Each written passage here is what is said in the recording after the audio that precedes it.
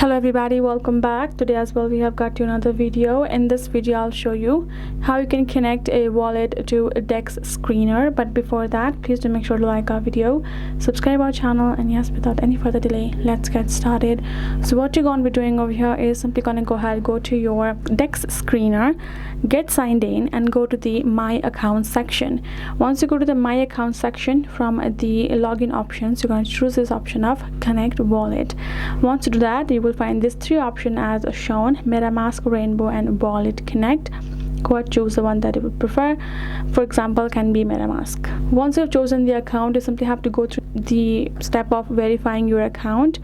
So what you're going to do is tap on send message. So it will send message to your MetaMask account. Go ahead, check out your MetaMask account and tap on connect over there, and then you just have to wait for the signature to be connected over there. Once I've confirmed in both of the places, you will be able to connect your wallet. Later on you can check it out as well. That's how you can do it. Hope this video helped. Thank you so much for watching. I'll see you guys in our next video.